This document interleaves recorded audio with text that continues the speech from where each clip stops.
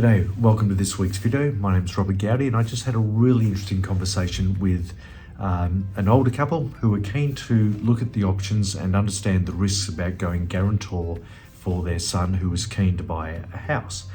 Now, before I went through the risks of being guarantor, I took a step back and said, right, what's he doing at the moment, which is renting. And obviously everyone wants to own their own home and everyone has that feeling that rent is dead money.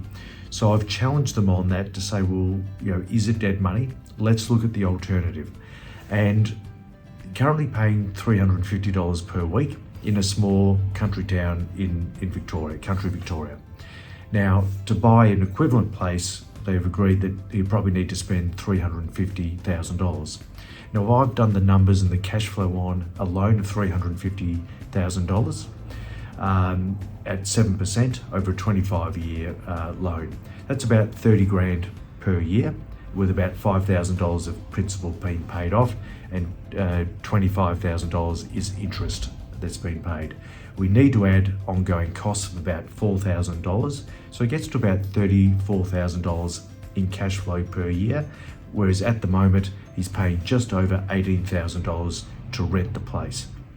So on a per week basis, the $350 per week rent will be replaced by home loan and other costs of close to probably just over $650 per week.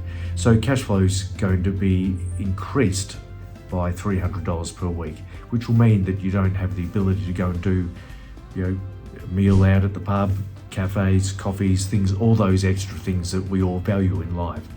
So I've challenged them that sometimes rent is not always dead money.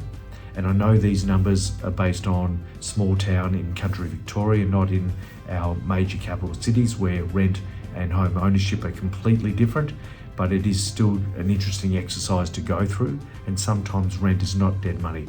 And there's an old saying that an accountant gave me some years ago. He said, well, you can rent the house or you can rent the money to buy the house. And you need to consider which, from a cash flow point of view and lifestyle point of view, which is best for you. Thank you for listening. If you've got any questions, please let us know. Cheers.